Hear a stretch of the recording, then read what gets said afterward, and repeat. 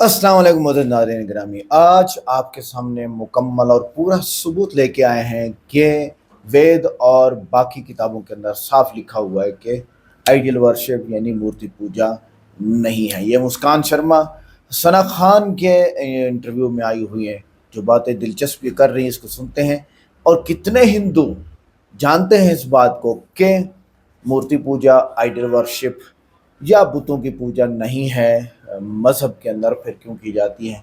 Doctor Zakir Naik साहब इसको बयान करेंगे। वीडियो को लाइक करें, चैनल सब्सक्राइब करें और वीडियो को व्हाट्सएप पे ज़रूर शेयर करें और कमेंट करके बताएं वीडियो कैसी लगी। बट एक इंसान का, चलो ये तो आप करते हो, बट इसके अलावा भी एक तरीका होता है। जैसे एग्जांपल मैं अगर पीस, जहाँ पे पीस की बात है, तो मुझे लगता है मैं सुकून कोई इंसान मेडिटेशन में ढूंढता है, कोई इंसान नमाज में ढूंढता है, कोई इंसान जिक्र में ढूंढता है।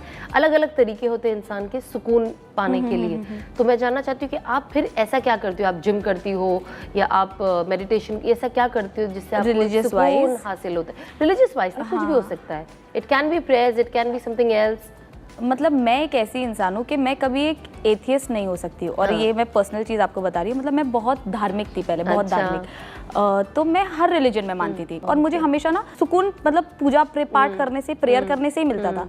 बट है ना, धीरे धीरे ना मैं नॉलेज लेने लगी, रिसर्च करने लगी, थोड़ा वेदास देखने लगी, थोड़ा बाइबल का मुझे 10 कमांडमेंट्स में से कुछ पता है।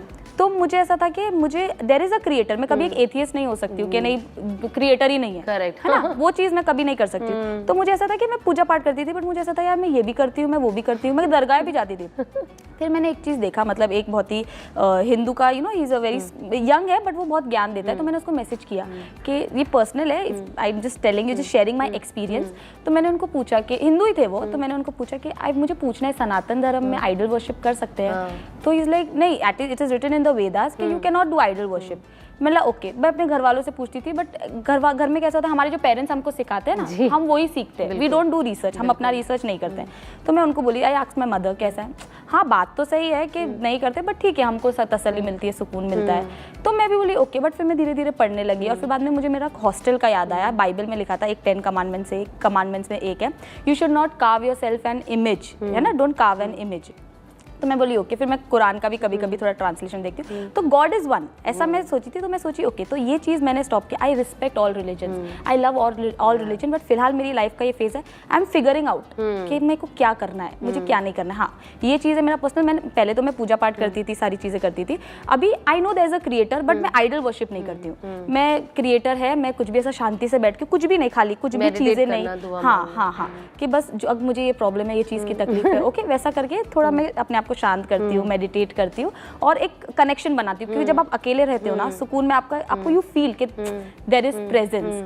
तो वैसा मैं थोड़ा, और अपने आप मन फिर शांत भी हो जाता है। और एक चीज़ है, आपको सामने वाला कितना भी समझाए, यार शांत हो जाए, ये मत कर, आपको वो शांति अपने अंदर खुद ही लानी पड़ेगी। आपको खुद ही सोचना पड़ेगा कि मैं ये सिचुएशन से कैसे निकलूँ। आप मुझे बोलोगी ना, तू ये चीज़ के लिए परेशान मत हो जाएगा ठीक, ओके, मैं आपकी बात सुनूंगी। बट अगर मैं वो चीज़ करूँगी, मुझे अपने अंदर से एक चीज़ आना है, नहीं मैं ये चीज़ को छोड़ देती हूँ, मैं जाने देती हूँ, मैं इतना नहीं सोचती हूँ, तो वो चीज़ थोड़ा सा अपने आप खुद को ही करनी पड़ती है। ऐसा ठीक है, दुनिया है, चीज़ें चलती रहती है। ऐसा लोग भूल जाते हैं, बोलते हैं आज भूल जाएंगे, ठीक है, आगे बढ़ो, आगे बढ़ो।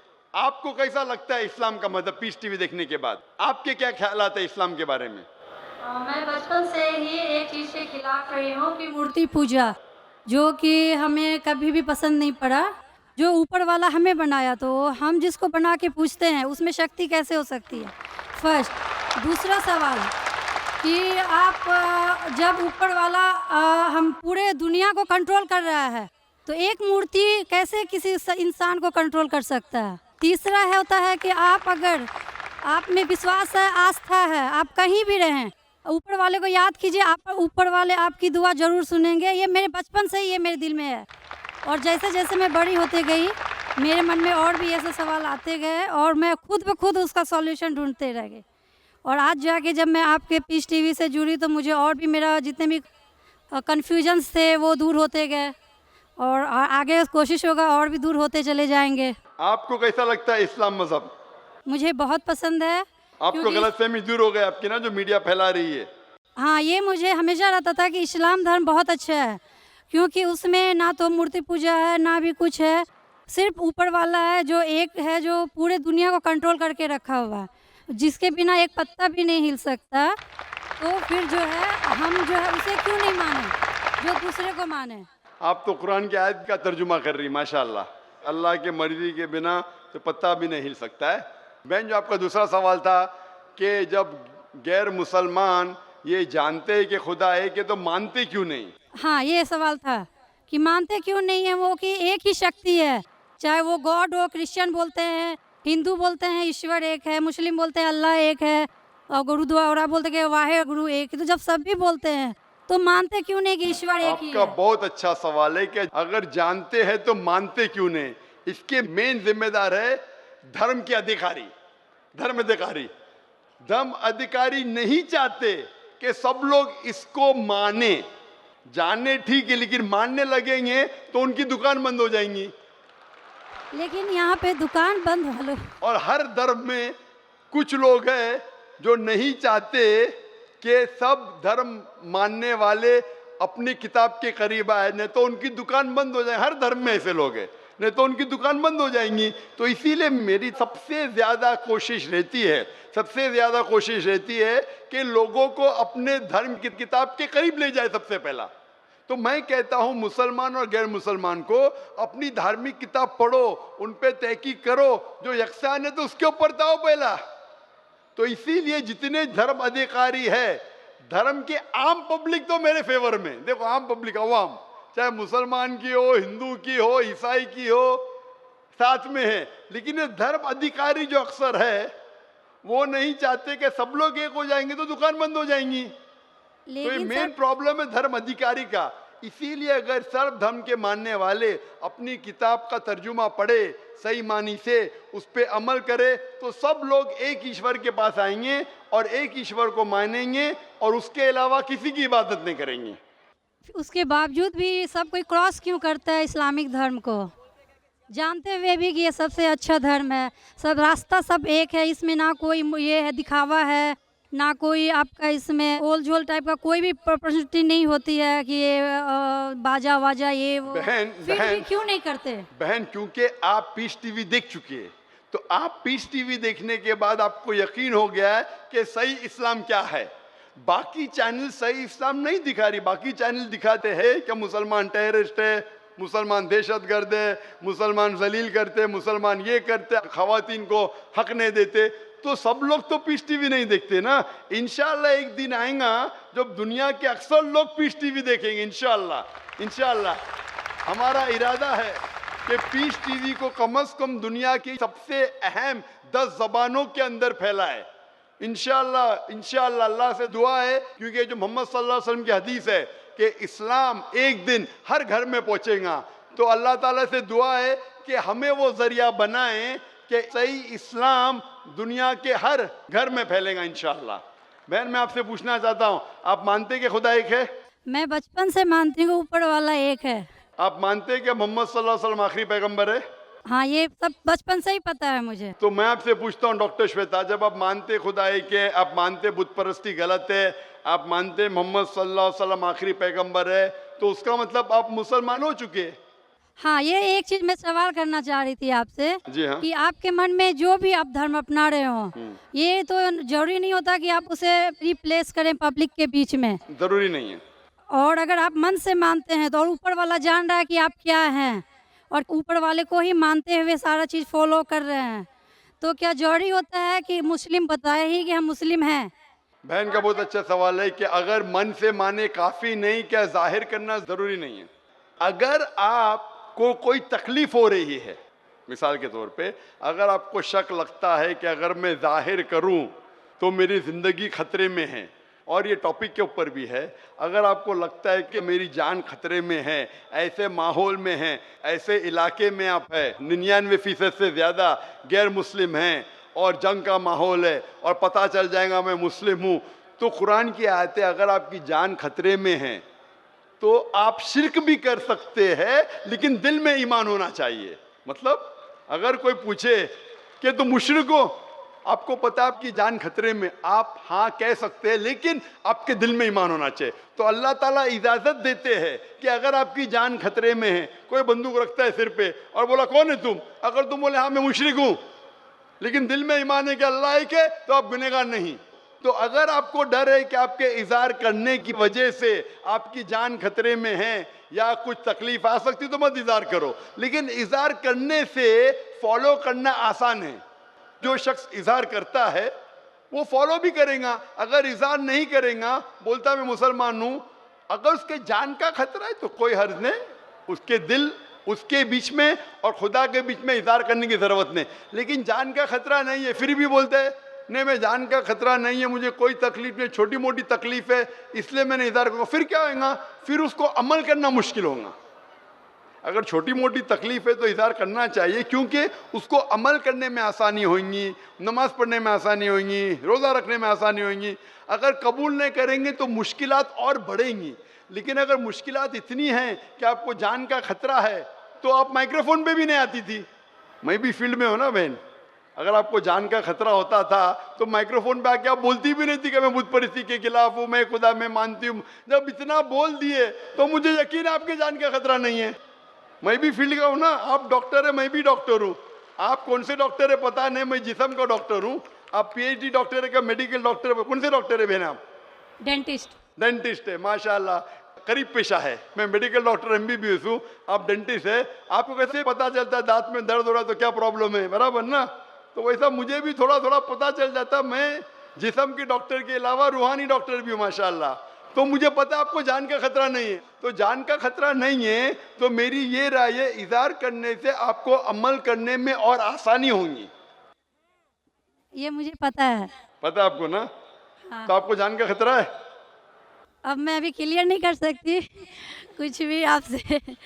और एक लास्ट सवाल ठीक है पूछना इंशाल्लाह, चाहती हूँ लेकिन आपसे। आप मेरे नज़दीक आप मुस्लिम हैं, इंशाल्लाह अल्लाह आपको और हिदायत दे जानने के लिए और अमल करने के लिए भी बहन। और एक लास्ट क्वेश्चन पूछना चाहती हूँ आपसे। जी हाँ पूछिए डॉक्टर जब श्वेता। ऊपर वाले सबको नीचे भेजे तो फिर नीचे डिवाइड क्यों किया गया कि सब अलग अलग धर्म में बिलोंग करने लगे? ये सवाल कल पूछा गया था मुझसे कि ऊपर वाला जब एक है तो नीचे वालों को डिवाइड क्यों किया है अलग अलग? अल्लाह ने, खुदा ने, भगवान ने एक ही धर्म भेजा है, एक ही दीन। कुरान में लिखा है सूरह अल इमरान में सूरह नंबर 3 आयत नंबर 19 में, इन्ना दीना इंदल्लाहिल इस्लाम, के अल्लाह के नज़दीक एक ही दीन, एक ही मज़हब सही है, वो है इस्लाम, जिसके मानी है अमन शांति हासिल करना अल्लाह के पैगाम पे अमल करने के बाद। तो जो भी अल्लाह खुदा ईश्वर के पैगाम पे अमल करता है और अमन हासिल करता है उसे अरबी में कहते मुस्लिम। लेकिन क्या हो गया कि क्योंकि खुदा ने बहुत से पैगाम भेजे और जितने पैगाम पहले आए थे वो महदूद थे एक ग्रोह के लिए, और वो पैगाम वैलिड था एक वक्त के लिए, क्योंकि खुदा जो सब कुछ जानता है वो जानता है कि 1400 साल पहले इंसान पूरे पैगाम को हजम कर सकेगा, समझ सकेगा। इसीलिए 1400 साल पहले कुरान भेजा। जितनी पहले किताबें भेजे वो वक्त के दौरान बदलते गए, लोग ने बदले, और खुदा ने उसे महफूज रखना सही नहीं समझा क्योंकि ज़रूरत नहीं थी। अल्लाह ने, खुदा ने, भगवान ने वो पहले पैगाम जो महदूद थे उसे महफूज रखने की ज़रूरत नहीं समझी। लेकिन क्योंकि आखिरी पैगाम कुरान 1400 साल पहले जब भेजा, कुरान में अल्लाह लिखते हैं सूरह हिजर में सूरह 15 आयत नंबर 9 में कि हमने कुरान नाजिल किया है और हम इसे महफूज रखेंगे, क्योंकि ये आखिरी पैगाम है, इसके बाद कोई पैगाम नहीं आने वाला है। इसीलिए वो सिर्फ एक ग्रोह के लिए नहीं है, सिर्फ मुसलमान के लिए नहीं, सिर्फ अरबों के लिए नहीं, सारे इंसानों के लिए, और सिर्फ एक वक्त के लिए महदूद नहीं, ता क़यामत है। क्योंकि इसके बाद कोई पैगाम नहीं आने वाला, ये पैगाम को कोई बदल सकता ही नहीं। इसीलिए जितने पुराने पैगाम हैं, बदलने के बावजूद उनमें जो मेन बात है, जो असल बात है तौहीद की, कि खुदा एक है, उसके अलावा कोई माबूद नहीं, और बुत परस्ती नहीं करना चाहिए, मूर्ति पूजा नहीं करना चाहिए, सारे मजहब की किताबों में मौजूद है। वो अलग बात है कि धर्म अधिकारी इनको आम नहीं करते अपने लोगों के सामने, इसलिए लोग को गलत फहमी है कि जाकिर सिर्फ अपनी मजहब की बात कर रहा है। अरे मैं उनकी मजहब की बात भी कर रहा हूँ। तो लोग जब तहकीक करने लगते हैं तो पता लगता है कि ये तो सही बात कर रहा है। तो एक चीज़ अल्लाह ने किया है, अल्हम्दुलिल्लाह, भगवान ने, ईश्वर ने, कि ये मेन पैगाम तौहीद का महफूज रखा है, और इसमें यह भी महफूज रखा है कि आखिरी पैगंबर आने वाले मोहम्मद सल्लल्लाहु अलैहि वसल्लम है। Hope that answers the question sister. ग्रामी और ज़बरदस्त बातें आ रही हैं, लेकिन बीच में बात आई कि हिंदू दरगाह जाते हैं, और ये खातून भी मुस्कान शर्मा भी दरगाह जाया करती थी। तो यहाँ पर मैं अर्ज करता जाऊँगा हिंदुओं से भी और मुसलमानों से जो दरगाह जाते हैं, दरगाह जाने से शिर्क का खतरा है। फ़िकानफी में नबी या वली को इबादत या दुआ का मुस्तकिल वसीला बनाना जायज़ नहीं है, जबकि दरगाह पर अक्सर लोग इनसे मदद मांगते हैं जो शिर्क की हदूद में दाखिल हो सकते हैं। ये आप जहन में रखिए। बस आगे आते हैं। कब्रों के सामने झुकना हराम है। फ़िकानफी के मुताबिक कब्र के सामने झुकना या सजदा करना नाजायज़ और हराम है, और दरगाहों पे ये आम तौर पर होता है। दुआ सिर्फ अल्लाह से मांगी जाए। कुरान में वाज़ेह है, उदऊनी अस्तजिब लकुम, सूरह मोमिन आयत नंबर 20 है या 60 है। दुआ सिर्फ अल्लाह से मांगो और वली से नहीं। अकीदत की हद बंदी, अकीदत एक इबादत की शक्ल इख्तियार कर जाए तो ये बिदअत और ज़लालत में शामिल हो जाती है, जो कि फ़िकानफी में सख्त से सख्त मना है, यानी इस्लाम के अंदर। गैर इस्लामी रसूमात का फ़रोग़ दरगाह पे, दरगाहों पर चादर चढ़ाना, चिराग जलाना, गाने बजाने की महफ़िलें, ये सब इस्लामी इबादत के ख़िलाफ़ है। तो हिंदू दरगाह नहीं जा सकते, क्योंकि इस्लाम में भी दरगाह जाना ममनू है। नंबर 2, मुस्कान शर्मा ने मुसलमान से शादी कर ली है और वो एक खुदा पर यकीन रखती है, बुतों को नहीं पूजती, तो इस्लाम कबूल करने के लिए क्या 5 नुकात दिए जाएं? अभी तक ये सुना है कि मुसलमान नहीं हुई। तौहीद का इकरार, वो पहले ही एक खुदा पर ईमान रखती हैं, बस अब ला इलाहा इल्लल्लाह मुहम्मद रसूलुल्लाह का ज़बानी और क़ल्बी इकरार करना ज़रूरी है। सुना है कि वो मुसलमान हो चुकी हैं। शिर्क से मुकम्मल तौबा, अगरचे वो बुत परस्ती नहीं करती, फिर भी पिछली ज़िंदगी की शिरकिया असरात से तौबा करना इस्लाम में दाखिले का अहम हिस्सा है। नंबर 3, नबी करीम सल्लल्लाहु अलैहि वसल्लम पर ईमान, इस्लाम में दाखिल होने के लिए सिर्फ अल्लाह पर नहीं बल्कि मोहम्मद सल्लल्लाहु अलैहि वसल्लम को आखिरी नबी मानना भी लाजिम है। याद रखिएगा, नमाज, रोज़ा वगैरह सीखने की नीयत इस्लाम कबूल करने के बाद इबादत और अरकान दीन सीखने की नीयत रखना चाहिए। इस्लामी शनाख्त इख्तियार करना, नया इस्लामी नाम रखना इख्तियारी है और इस्लामी तरीके से ज़िंदगी गुजारने की ख्वाहिश रखना अहम है। ये मेरी सजेशन है इस मुस्कान शर्मा खातून को कि आप ऐसे करें। आगे आते हैं। हिंदू पंडित, डॉक्टर जाकिर नाइक साहब ने एक बात की कि हिंदू पंडित गुमराही फैलाते हैं। अब आए नंबर 1, तअद्दुद माबूद का अकीदा।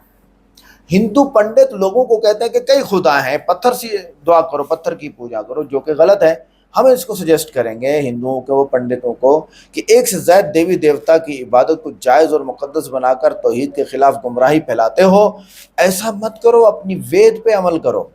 दूसरा, मूर्ति पूजा की तरवीज, हिंदू पंडितों की बात कर रहा हूँ, वो खुदा की मुजस्सम शक्लों में पेश करके खुदा को लोगों को शिर्क में मुब्तला करते हैं, जो कि अक़ल और फितरत के ख़िलाफ़ है। ये गलती करते आ रहे हैं पंडित। नंबर 3, मन गढ़ंत कहानियाँ हिंदुओं की बहुत ज़्यादा मौजूद हैं। रामायण, महाभारत और पुराणों में मौजूद कई किस्से देवी देवताओं के बारे में झूठी कहानियों पर मबनी होते हैं, जो अवाम को गुमराह करते हैं। ये याद रखिएगा। नंबर 4, ज़ात पात का निज़ाम, पंडित ब्राह्मण होने के नाते खुद को बरतर समझते हैं और नीची ज़ात वालों को इबादत, इल्म और हकूक़ से महरूम रखते हैं। ये पंडितों में ख़राबी है, ना कि हिंदू मज़हब के अंदर। नंबर 5, इस्लाम और मुसलमानों के ख़िलाफ़ नफ़रत। कुछ पंडित अवाम में मुसलमानों के बारे में झूठे प्रोपेगेंडे फैलाकर उनके इस्लाम कबूल करने की राह में रुकावट बनते हैं। लिहाजा हिंदुओं को चाहिए, पंडितों को, कि भाई वो नौजवानों की राह में रुकावट ना बने, वो जहन्नम से बच जाएंगे। आगे देखते हैं, बहुत ज़बरदस्त बातें आ गई डॉक्टर जाकिर नाइक। सर, मेरा नाम रेणुका है और मैं एक महाराष्ट्रियन परिवार से हूँ। सर, मेरा सवाल ये है, मैंने सबके सामने इस्लाम कबूल नहीं किया है और मैंने पिछले 2 साल पहले से ही नमाज़ पढ़ना और रोज़े रखना चालू किया, खुद ही अपने मन से ही। तो मैं ये चाहती हूँ कि आप सबके सामने मुझे इस्लाम कबूल करवाएं, ये मेरी आपसे गुजारिश है।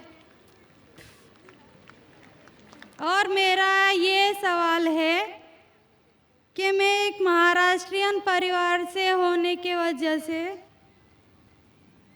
जो सभी नॉन मुस्लिम के दिल में होगा जिन्होंने इस्लाम कबूल किया, वो ये है कि मेरे घर पे जो बुत परस्ती हो रही है उसे कैसे रोकूं और उससे कैसे बचूं, और मेरे साथ मेरे माँ बाप को कैसे समझाऊं कि खुदा एक है।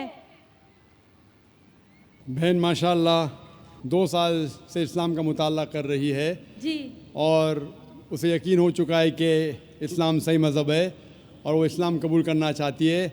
बहन मैं आपसे पूछना चाहता हूँ कि कोई शख्स आप पर ज़बरदस्ती कर रहा है इस्लाम कबूल करने के लिए? नहीं, कोई आप पे दबाव है? नहीं, माली दबाव या प्रेशर? नहीं। आप अपने मन से कबूल करना चाहते हैं? जी आप मानते हैं कि खुदा एक है? जी आप मानते हैं कि खुदा के अलावा किसी और की इबादत नहीं करना चाहिए? जी आप मानते हैं कि मोहम्मद सल्लल्लाहु अलैहि वसल्लम इस खुदा के आखिरी पैगंबर है? जी बेशक। और आप चाहते हैं कि सारे लोग के सामने आप कबूल करें। इंशाअल्लाह मैं अरबी में कहूँगा और आप उसको दोहराइए। जी। अशहदु अशहदु अल्लाह अल्लाह इलाहा इलाहा इल्लल्लाह इल्लल्लाह व अशहदु व अशहदु अन्ना अन्ना मोहम्मदन मुहम्मदन अब्दुहु अब्दुहु व रसूलुहु। व रसूलुहु। मैं गवाही देती हूँ मैं गवाही देती हूँ कि अल्लाह के अलावा अलावा कोई माबूद नहीं कोई माबूद नहीं और मोहम्मद सल्लल्लाहु अलैहि वसल्लम उसके बंदे और रसूल है। हैं। माशाल्लाह आप मुस्लिम हो चुके। जी शुक्रिया। अल्लाह आपको जज़ाए खैर दे। और मैं कहूँगा कि मजमा कितने लोग हैं पता नहीं, 1 लाख से ज़्यादा लगते हैं। मैं कहूँगा कि सारे सामाइन से कि आपके लिए दुआ करें और अल्लाह आपके जद्दोजहद को कबूल फरमाएं। आपका सवाल था कि आप किस तरीके से आपके घर वालों को, आपके वालदैन, आपके वालिद वालदा को किस तरीके से इस्लाम की दावत दे और किस तरीके से ये साबित करे कि खुदा एक है। सबसे पहले जिस तरीके से मैं तकरीर किया हूँ, क्योंकि आप एक महाराष्ट्रियन ख़ानदान से ताल्लुक़ रखते हैं, ज़ाहिर है कि आप हिंदू ख़ानदान से ताल्लुक़ रखते हैं। आप अगर मेरी कैसेट सुनेंगे similarities between Islam and Hinduism, Islam और हिंदू धर्म में यकसानियत, मैं कहूँगा वॉलंटियर से कि मेरी तरफ से आपको एक तोहफ़ा दे। आप उस डीवीडी को देखिए और वो डीवीडी का मुताला करने के बाद आपके वालदैन, आपके घर वालों से ये कहो कि आप जो यकसा है हिंदुइज़म और इस्लाम में, उसके ऊपर कम से कम अमल करो और इंशाअल्लाह अल्लाह सुब्हानहू व तआला आपके घर वालों को हिदायत देगा। मेरी यह आपसे इल्तिजा है कि आप जब इस्लाम कबूल करती है उसके बाद आपके घर वालों को एहसास दिलाओ कि आप और बेहतर इंसान बन चुकी है। अगर आप जो कुछ आपके वालिदैन कहते हैं आप उनकी सारी बातों पे अमल करो, सिर्फ वो बात जो अल्लाह और अल्लाह के रसूल के ख़िलाफ़ है, जो कुरान और सही हदीस के ख़िलाफ़ है, इसके अलावा जो भी बातें, जो भी हुक्म आपके वालिदैन आपसे करते हैं आप उसका पालन करो। उनको ये एहसास होना चाहिए कि मेरी बेटी जब इस्लाम कबूल की अब वो मुझसे और मोहब्बत करती है, वो मेरा और कहना मानती है, उसकी मुझसे और चाहत बढ़ गई है। क्योंकि इस्लाम में है कि माँ के पैर के नीचे जन्नत है। इसीलिए आपको ये एहसास दिलाना पड़ेगा कि आप उनकी और अच्छी बेटी है। सिर्फ वो चीज़, जो चंद चीज़ें जो वो कहते हैं कुरान और सही हदीस के ख़िलाफ़ है, वो छोड़ के आप उनकी सारी बातों पे अमल करो, चाहे आपको मुश्किल हो। मिसाल के तौर पे आपको पसंद है पीला पहनना, वो कहते हैं नीला पहनो, तो आप नीला पहनो, क्योंकि नीला पहनना इस्लाम में हराम नहीं है। तो इस तरीके से जो भी बातें आपके वालिदैन आपसे करते हैं, आप उनसे और मोहब्बत करो, आप उनसे और प्यार करो।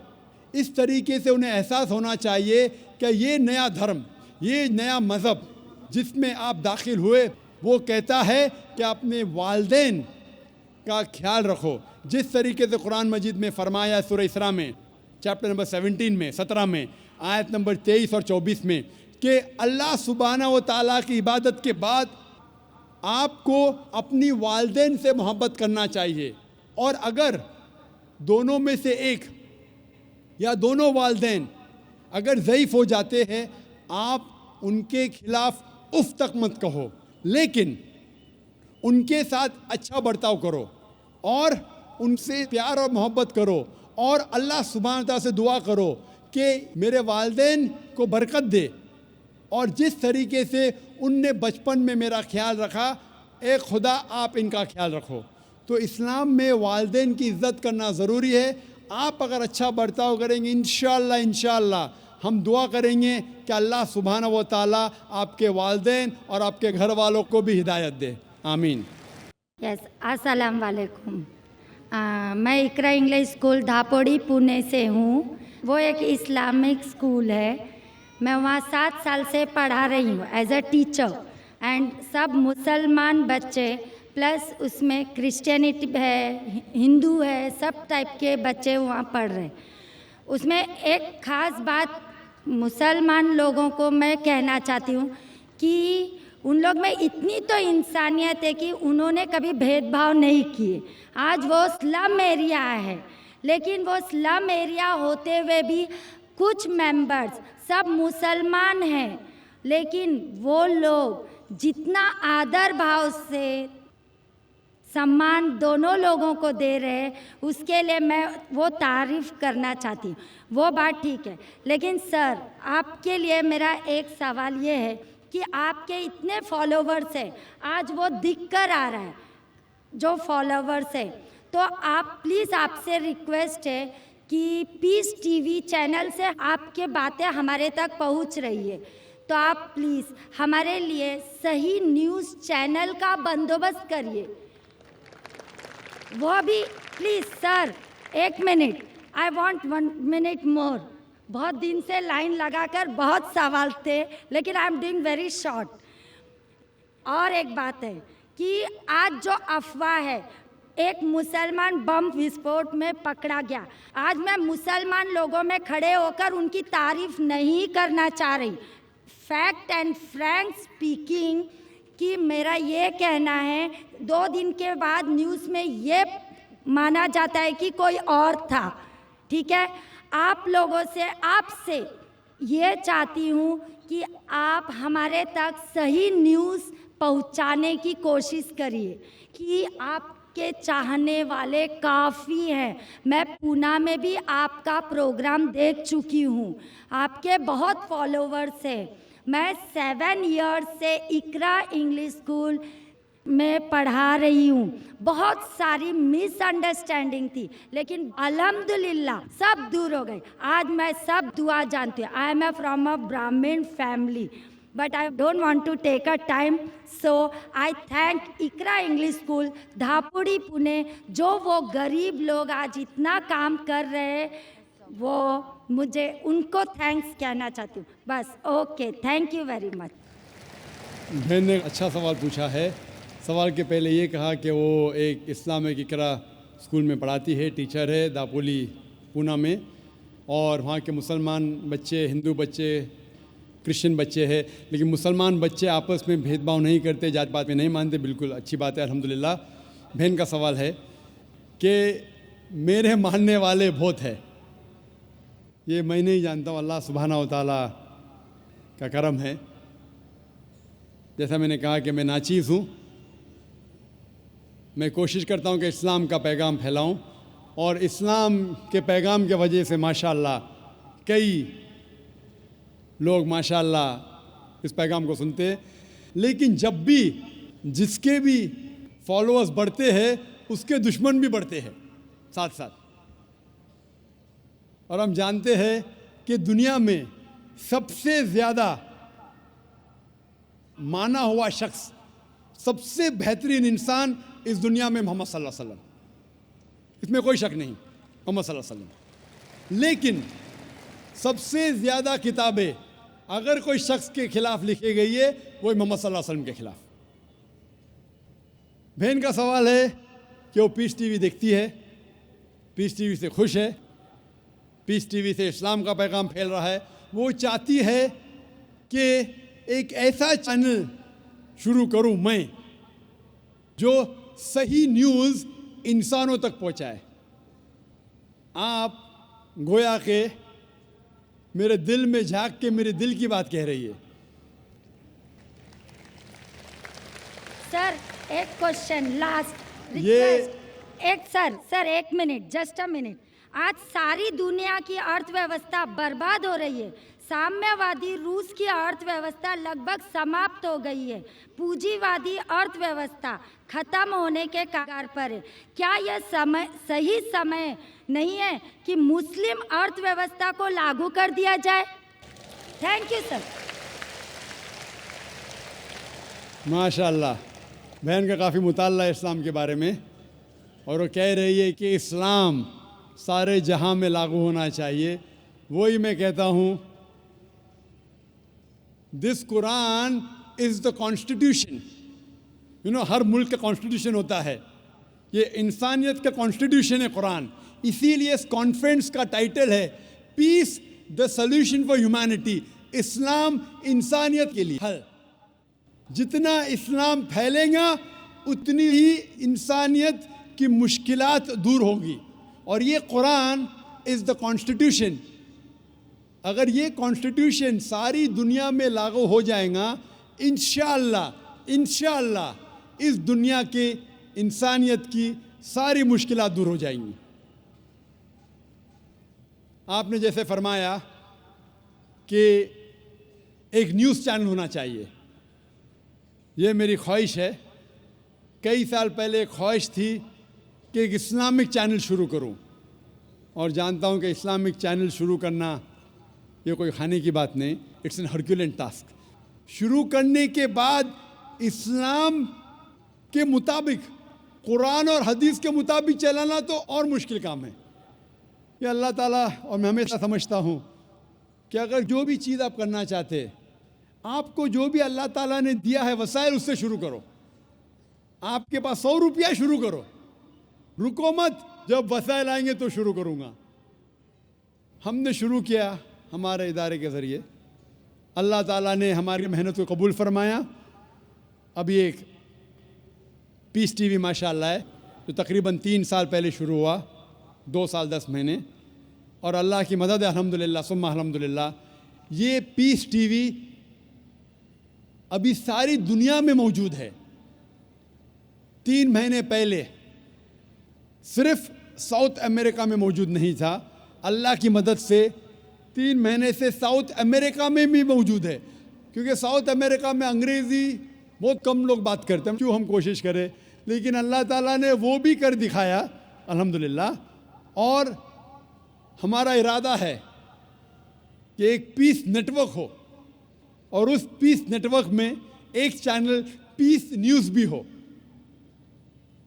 मैं चाहता हूँ कि आप दुआ करें, एक ऐसा चैनल हो जो सही न्यूज़ दे। अक्सर channel, news channel, they are governed by politicians. जो न्यूज़ चैनल की आमदनी है, they behave like groups supporting political parties और डिफरेंट व्यू पॉइंट्स। कोई भी चैनल लो आप, उनकी जो आमदनी है वो एडवर्टीजमेंट नहीं है, दे आर प्रेशर ग्रुप्स। और मैं जानता हूँ, जैसे मैं तकरीर में कहा था, इस टेररिज्म मुस्लिम मोनोपोली, क्या आतंकवाद मुसलमान की विरासत है, पूना में आपने सुना होगा। और मैंने कहा था कि मेरे नज़दीक ये पॉलिटिशियंस है जो मेन जिम्मेदार है आतंकवाद के। और एक न्यूज़ चैनल कायम करना विदाउट पॉलिटिकल सपोर्ट, मैं नहीं जानता कोई न्यूज़ चैनल आज है जो पॉलिटिकल सपोर्ट के बिना चल रहा है। न्यूज़ चैनल कायम करना बहुत मुश्किल है। न्यूज़ चैनल कायम करके कुरान और हदीस के मुताबिक चलाना बहुत बहुत मुश्किल है। मैं चाहता हूं कि आप सब दुआ करें कि अल्लाह सुब्हाना व तआला हमसे ये भी काम करवाए कि इंशाअल्लाह मुस्तकबिल में एक ऐसा चैनल हो जो सिर्फ मुसलमानों के लिए नहीं, गैर मुसलमानों के लिए भी एक साफ सुथरा न्यूज़ चैनल हो जो हक़ की बात फरमाए।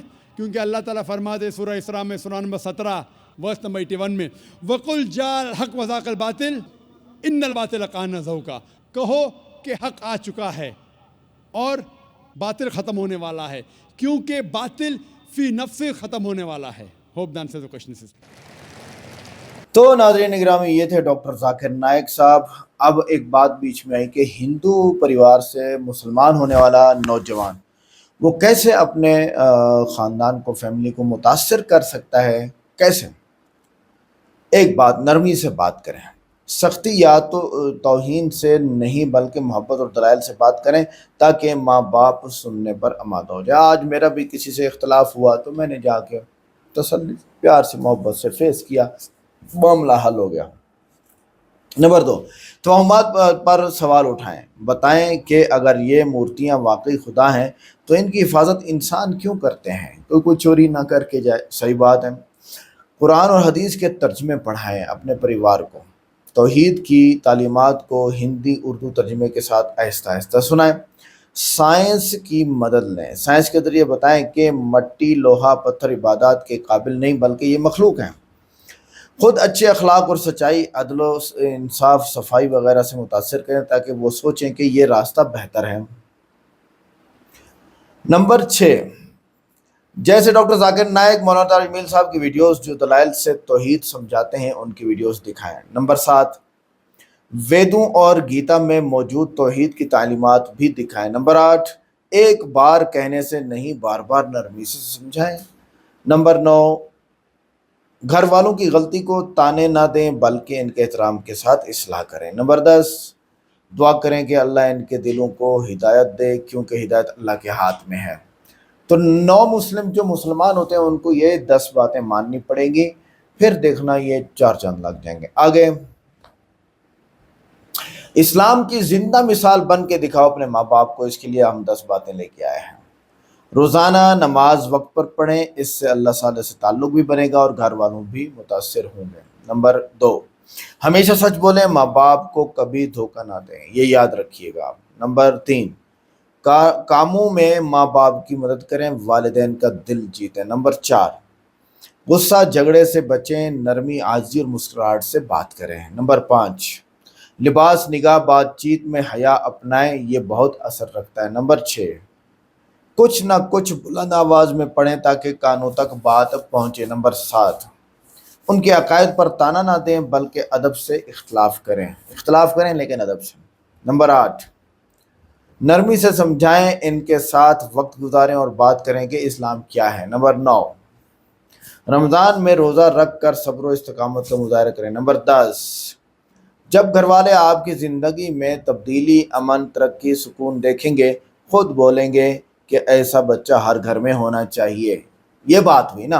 अच्छा जी, आगे आते हैं। मोहम्मद सल्लल्लाहु अलैहि वसल्लम के खिलाफ लिखी गई किताबें कितनी हैं? टोटल तकरीबन 2000 किताबें। डॉक्टर जाकिर नाइक साहब कह रहे थे ना कि सबसे ज़्यादा किताबें लिखी गई या मुखालफत की गई है वो हज़रत मोहम्मद सल्लल्लाहु अलैहि वसल्लम की गई। 2000 किताबें उनके खिलाफ लिखी गई हैं और मोहम्मद सल्लल्लाहु अलैहि वसल्लम के खिलाफ नाउज़ुबिल्लाह मुख्तलिफ़ ज़बानों में लिखी गई हैं। इनमें से बाज़ सिर्फ प्रोपेगेंडा थी, कुछ इल्मी एतराज़ात पर मुश्तमिल थी। अब आते हैं कि इन 2000 मुसन्निफीन में से किताबें लिखने के बाद कितने मुसलमान हुए हैं। मारदुक पख्ताल हिंदू है, पहले इस्लाम पर एतराज़ करता था, बाद में मुसलमान होकर कुरान का अंग्रेज़ी में तर्जुमा किया। अच्छा, लियोपोल्ड वाइस मोहम्मद असद के नाम से, पहले इस्लाम पर तहकीकी तनकीद करता था, बाद में मुतासर होकर इस्लाम कबूल किया। मशहूर किताब है the road to Mecca. Number 3, doctor जर्मैन गरियर, इब्तिदा में इस्लाम पर तनकीद, बाद में इस्लाम की तालीमात से मुतासर होकर ईमान लिया है। बहुत अच्छी बात है। नंबर 4, डॉक्टर जेफरी लॉन्ग, एक वक्त में इस्लाम मुखालिफ लेक्चर्स देता था, बाद में मुताला कुरान के बाद मुसलमान हो गया। नंबर 5, यूसुफ एसेतेस, यूसुफ ईट्स, पहले एक ईसाई मुबलिग था, इस्लाम पर एतराज़ करता था, बाद में मुसलमान हो गया। नोट, बाज़ अफराद ने इस्लाम पर एतराज़ करने के बाद दलाइल के ज़रिए इस्लाम कबूल किया, लेकिन सबकी किताबें बाकायदा शाये नहीं हुई। यह है इस्लाम। आप इस्लाम के ख़िलाफ़ बोलते हैं, फिर ख़ुद मुसलमान हो जाते हैं। यह है हज़रत मोहम्मद सल्लल्लाहु अलैहि वसल्लम, अखलाकियात के पैकर, इन्नका लअला खुलुक़िन अज़ीम। अल्लाह ताला ने कुरान पाक में फरमाया कि आप बहुत बड़े अखलाक वाले हैं। हज़रत मोहम्मद सल्लल्लाहु अलैहि वसल्लम को फरमाया आप बहुत बड़े अखलाक वाले हैं। तो हज़रत मोहम्मद सल्लल्लाहु अलैहि वसल्लम जैसे अखलाक किसी के पास नहीं है। आपकी वीडियो कैसी लगी है आज की? वीडियो को लाइक करें, चैनल को सब्सक्राइब करें, वीडियो को व्हाट्सएप पे जरूर शेयर करें और कमेंट करके बताएं वीडियो कैसी लगी। मिलते हैं नेक्स्ट वीडियो में। अस्सलाम वालेकुम।